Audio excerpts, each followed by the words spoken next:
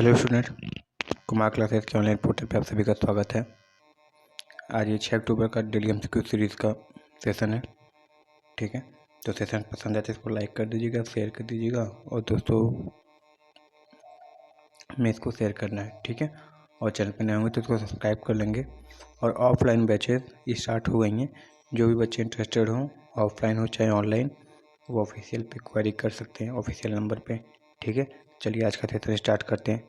तो पहला क्वेश्चन है कि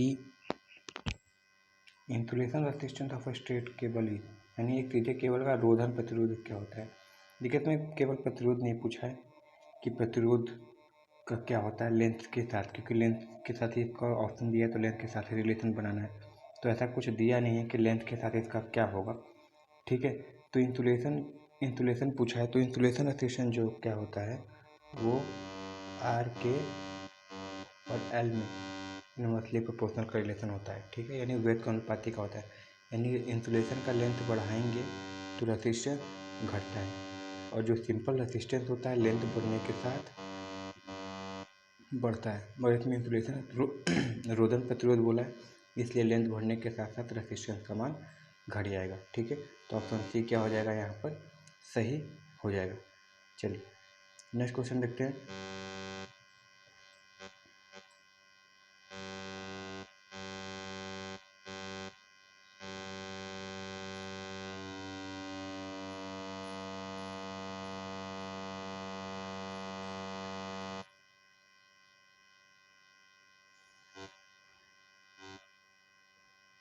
तो नेक्स्ट क्वेश्चन क्या पूछ रहा है कि तो धातु का तापमान बढ़ने पर इसकी प्रतिरोधकता और इसकी चालकता के गुणनफल में क्या परिवर्तन होता है। यानी शुद्ध धातु का तापमान बढ़ेगा तो प्रतिरोधकता और जब चालकता दोनों का गुणनफल करेंगे तो क्या परिमाण आएगा। ठीक है, तो ऐसा देख सकते हैं कि शुद्ध धातु का तापमान बढ़ने पर, ठीक है, तापमान बढ़ने पर प्रतिरोधकता घटती है और कंडक्टिविटी क्या होती है बढ़ती है। यानी एक जिस अनुपात में कम होगा वही दूसरा उसी अनुपात में वृद्धि होगी। तो इन दोनों का अगर गुणनफल करेंगे, इन दोनों का आपस में गुणनफल करेंगे तो वो हमेशा क्या हो जाएगा कांस्टेंट बनेगा। क्या बनेगा रिमेन कांस्टेंट बनेगा, क्योंकि धातु का हमको पता है कि पॉजिटिव टेम्परेचर कोफिशिएंट होता है। ठीक है, सॉरी देखिए यहाँ पे गलत हो गया, धातु बोला था इसीलिए, क्योंकि जब तापमान बढ़ेगा तो इसके साथ साथ रेजिस्टिविटी बढ़ेगी और प्रतिरोध कंडक्टिविटी चालकता क्या होगी घटेगी। ठीक है, यानी एक जिस अनुपात में बढ़ेगा उसी अनुपात में दूसरा घटेगा। तो इसका अगर गुणनफल करेंगे तो हमेशा सामान्य यानी कांस्टेंट बना रहेगा, कोई परिवर्तन नहीं होगा, क्योंकि शुद्ध धातु की बात हुई है। ठीक है, तो क्या होता है रिमेन कांस्टेंट होता है, यह नहीं बदलता है। ठीक है, नेक्स्ट क्वेश्चन है कि मानक प्रतिरोध बनाने के लिए कांस्टेंट तार का प्रयोग क्यों किया जाता है। तो देखिए, मानक प्रतिरोध बनाने के लिए कांस्टेंट तार का प्रयोग इसलिए किया जाता है क्योंकि एक तरीके से स्पेशल रेसिस्टेंस होते हैं, स्पेशल तार होते हैं। ठीक है, जो कांस्टेंट का तार होता है वो स्पेशल तार या मैग्नीन का तार, यूरेका सबका है स्पेशल होते हैं। क्यों होते हैं? क्योंकि इनका टेम्परेचर से कोई लेना देना नहीं होता, या होता भी है तो ना के बराबर। ठीक है, यानी तापमान बढ़ाओ या घटाओ इन पर कोई प्रभाव नहीं पड़ेगा। तो एक स्टैंडर्ड या आइडियल रेसिस्टर के लिए सबसे बड़ी बात ये होती है कि तापमान बढ़ने या घटने पर उसपर कोई प्रभाव न हो। इसलिए स्टैंडर्ड रेसिस्टेंस बनाने के लिए हम कांस्टेंट का या मैग्नीन का या यूरेका इन सब सारी चीज़ों का प्रयोग करते हैं। तो यहाँ पे ऑप्शन बी क्या हो जाएगा इसका वाजिब यानी सही आंसर हो जाएगा। ठीक है, सही कारण हो जाएगा। ठीक है, चलिए नेक्स्ट देखते हैं कि fuse element should have low resistance, high melting point या हाई लो, जो भी हो। ठीक है, तो इसमें क्या पूछा है रेसिस्टेंस का मान और मेल्टिंग पॉइंट का मान। तो देखिए, फ्यूज में क्या होता है मेल्टिंग पॉइंट तो हमेशा लो होना चाहिए, जो मेल्टिंग पॉइंट है वो हमेशा लो होना चाहिए। और यहाँ पे रेसिस्टेंस पूछा है, तो देखिए क्या होता है रेसिस्टेंस हाई होता है, याद रखना है रेसिस्टेंस हाई होता है, मगर रेसिस्टिविटी लिख दे या फिर स्पेसिफिक रेसिस्टेंस लिख दे तो स्पेसिफिक रेसिस्टेंस जो रो होता है वो हमेशा लो होना चाहिए। ठीक है, तो दो तरीके से क्वेश्चन पूछता है। अगर इसमें रेसिस्टेंस पूछा है तो रेसिस्टेंस हाई होना चाहिए और मेल्टिंग पॉइंट लो होना चाहिए। अगर यही स्पेसिफिक रेसिस्टेंस दिया तो स्पेसिफिक रेसिस्टेंस भी लो होना चाहिए और मेल्टिंग पॉइंट तो लो होना ही चाहिए। ठीक है, तो यानी इस वाले क्वेश्चन के लिए क्या ऑप्शन सही हो जाएगा? ऑप्शन क्या हो जाएगा? डी यहाँ पर सही हो जाएगा। ठीक है, चलो नेक्स्ट देखते हैं।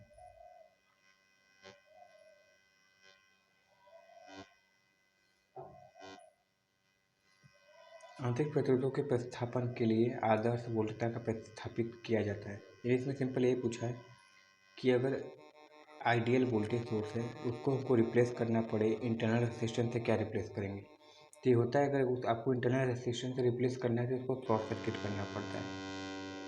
क्यों शॉर्ट सर्किट करना पड़ता है? इसके पीछे रीज़न ये है कि हम वोल्टेज सोर्स का चाहते हैं कि हमेशा इंटरनल रेजिस्टेंस शून्य हो। क्यों? क्योंकि वोल्टेज सोर्स हमेशा सीरीज में, इंटरनल रेजिस्टेंस सीरीज में जुड़ा होता है। ठीक है, तो सीरीज में जुड़ने से क्या होता है, उसमें कुछ वोल्टेज ड्रॉप कराएंगे अगर रेजिस्टेंस होगा तो बैटरी के अंदर ही। तो हमें कभी भी नहीं चाहते हैं कि जो भी 2 वोल्ट का है तो उसमें से एक भी वोल्टेज ड्रॉप बैटरी के अंदर हो जाए और बाहर हमको कम वोल्टेज मिले। ठीक है, इसलिए इंटरनल रेजिस्टेंस हम चाहते हैं कि 0 हो। ठीक है, तो 0 रेजिस्टेंस का मतलब क्या हो जाएगा? शॉर्ट सर्किट होना चाहिए। ठीक है, इसलिए यहाँ पे ऑप्शन बी शॉर्ट सर्किट सही है। और अगर यही करंट होगा, करंट सोर्स होता है आइडियल, तो हम चाहते हैं कि इनफाइनाइट हो। ठीक है, तो इनफाइनाइट रेजिस्टेंस किसका होता है? ओपन सर्किट का। तो यहाँ पे ओपन सर्किट सही हो जाता है।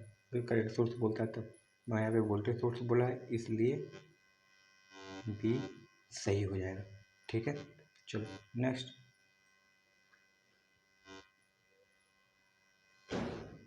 नीचे के पदार्थों में से किसका प्रतिरोध का तापमान गुणांक ऋणात्मक है? तो ये तो बच्चों को पता होगा, कार्बन का तापमान गुणांक क्या होता है? निगेटिव होता है। क्योंकि एक तरीके से कहें तो वैलेंस इलेक्ट्रॉन 4 होते हैं और ये सेमीकंडक्टर की कैटेगरी में आते हैं। ठीक है, सेमीकंडक्टर की कैटेगरी में आते हैं, इसलिए क्या होता है? ये NTC होता है, NTC यानी निगेटिव टेम्परेचर कोफिशिएंट। ताप को बढ़ाओ तो रेसिस्टेंस घटेगा। ठीक है, जैसा कि आज के लेक्चर में पढ़ाया गया। तो प्लीज़ वॉच, अगर नहीं समझ में आता तो लेक्चर देखा करो। ठीक है, चलो नेक्स्ट देखते हैं। ये सिंपल सवाल है।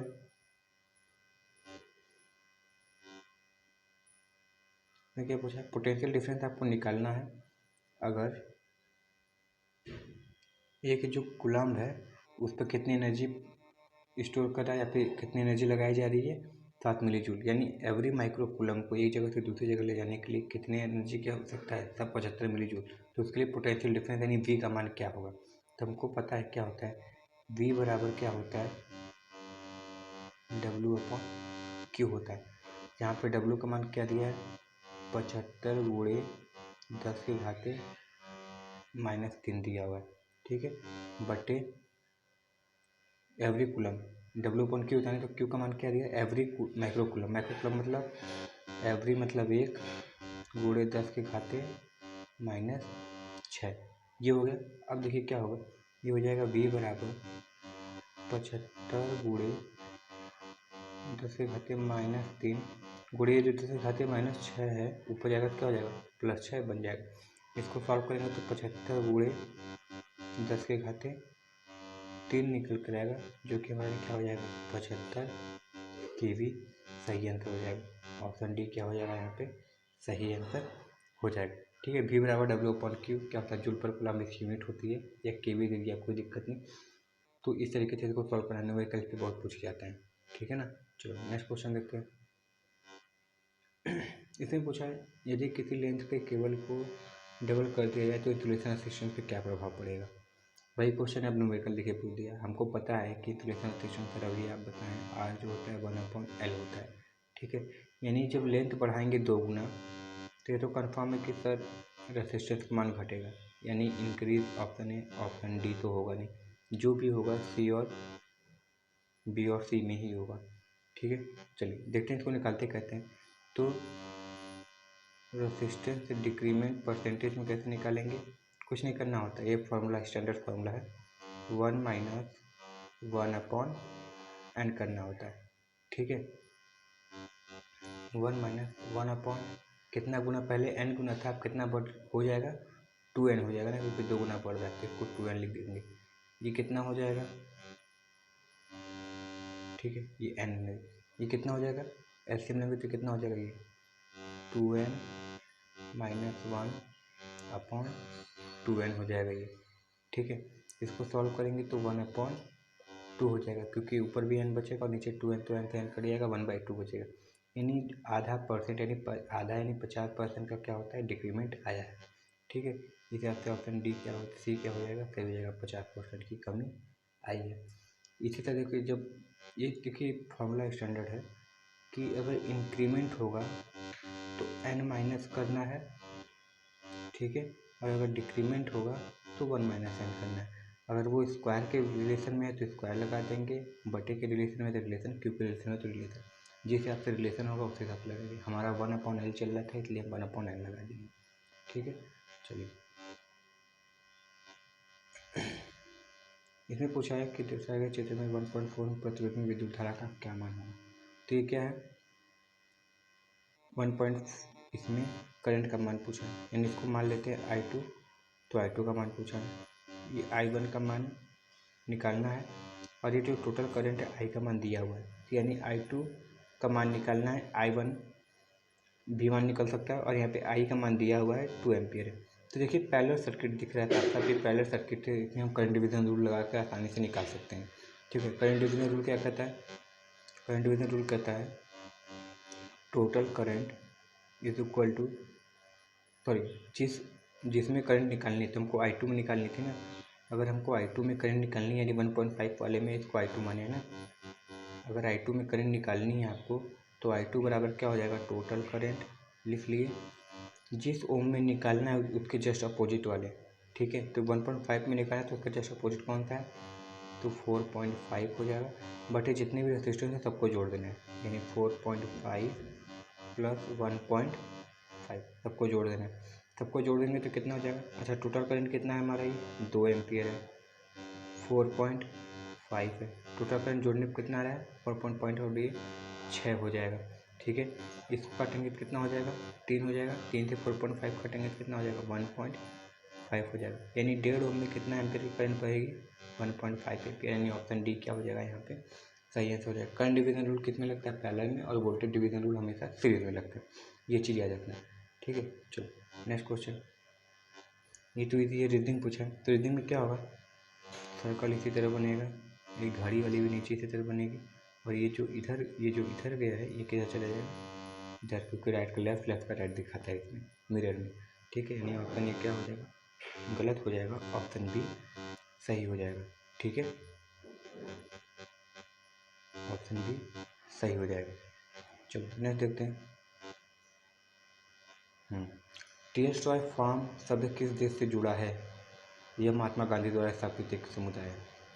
सिंपल सी बात, महात्मा गांधी हैं तो इंडिया या दक्षिण अफ्रीका, पूरी जवानी दक्षिण अफ्रीका में, वकालत जितने भी की सब कहाँ की, दक्षिण अफ्रीका में की। ठीक है, तो टॉलस्टॉय फार्म तो इंग्लैंड में, रूस में बनाएंगे नहीं। ठीक है, बनाएंगे कहाँ, दक्षिण अफ्रीका में। ठीक है, तो टॉलस्टॉय फार्म शब्द किस देश से जुड़ा है, दक्षिण अफ्रीका से जुड़ा है, जो कि एक समुदाय था। ठीक है, तो दक्षिण अफ्रीका याद रखना है, साउथ अफ्रीका, ये चीज़ जोहान्सबर्ग। नेक्स्ट देखते हैं, किस यूरोपीय देश का झंडा अनिवार्य रूप से एक लाल चौकोर रेड स्क्वायर है, जिसके केंद्र में एक सममित सफ़ेद क्रॉस बना हुआ है, सफ़ेद सलीब यानी क्रॉस बना हुआ है। ठीक है, यानी सिंपली क्या पूछा है, एक झंडा ऐसा हो जो ये रेड कलर से हो, बाउंड्री की हुई स्क्वायर हो, इसके बीच में ऐसे क्रॉस बनी हो, तो क्या किसका झंडा होता है, ये झंडा होता है हमारे स्विट्ज़रलैंड का। फ्लैग उठाकर देख लेना, तुमको दिख जाएगा, स्विट्ज़रलैंड का झंडा होता है। ठीक है, सफ़ेद क्रॉस होता है बीच में और रेड कलर का स्क्वायर बना होता है, ये भी ध्यान देना है। सही है, स्विट्ज़रलैंड का। नेक्स्ट देखते हैं, निम्न में से विशेषण शब्द कौन सा है, ऐसे शब्द जो संज्ञा या सर्वनाम की विशेषता बताते हैं उसे हम क्या कहते हैं, विशेषण कहते हैं। जैसे वह अच्छा गाता है, वह बहुत रोया, तो बहुत अच्छा क्या हो गया, इसमें विशेषण हो गया। बहुत सुंदर दृश्य है, तो सुंदर क्या हो गया, उसकी विशेषता बता रहा है। वो बहुत तेज़ दौड़ता है, तो तेज़ क्या है, उसकी विशेषता बताता है। उसी तरह यहाँ पे देखा जाए तो सुंदर क्या है, एक तरीके की विशेषता है। ठीक है, वह बहुत सुंदर, यानी सर्वनाम की विशेषता बता रहा है, तो ये क्या हो जाएगा, विशेषण हो जाएगा। ठीक है, तो इनमें विशेषण शब्द हो जाएंगे।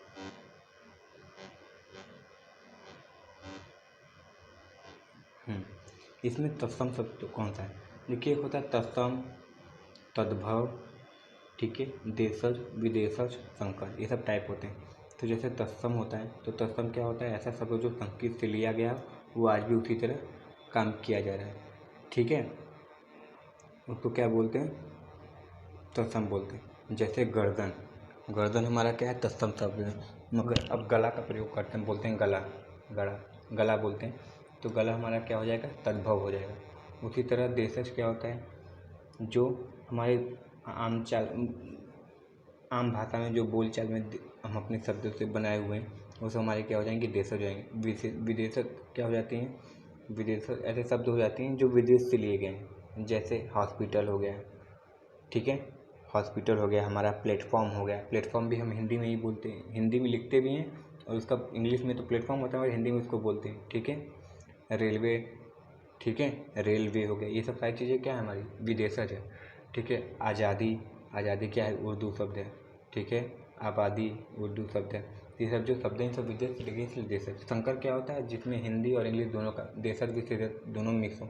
जैसे डबल रोटी हो गया, तो डबल क्या है, विदेशज है, और रोटी क्या हो गया, देशज है, तो दोनों का मिक्सर, इसलिए संकर हो गया। तो इसमें अगर देखा जाए तत्सम शब्द कौन सा है, जो संस्कृत से लिया गया है और आज भी उसका प्रयोग हो रहा है, तो वो है हमारा यौवन। ठीक है, यौवन, क्योंकि तत्सम शब्द है और उसी तरह इसका प्रयोग भी हो रहा है। झरना का क्या होता है, निर्झर होता है। जोगी का योगी, जीव का जीवा होता है। तो ये सब क्या है, तद्भव शब्द है, तत्सम कुछ और है, मगर ये तत्सम उसी तरह है और उसी तरह आज भी प्रयोग किया जा रहा है। ठीक है, चलिए नेक्स्ट देखते हैं। चलिए, तो आज का सेशन ये पे ऑफ करते हैं। इतने ही क्वेश्चन थे आज। आई होप ये सेशन पसंद आया, तो इसको लाइक, शेयर और सब्सक्राइब कर दीजिएगा। और ऑफलाइन फिर बोल रहे हैं, ऑफलाइन के लिए कोई भी क्वेरी हो तो आप ऑफलाइन नंबर पे कांटेक्ट कर सकते हैं। ठीक है, सारे क्वेरी की जानकारी आपको दे दी जाएगी जो जो जिज्ञासा के अंदर। चलिए, तो मिलते हैं नेक्स्ट वीडियो में। Thank you very much and all the very best.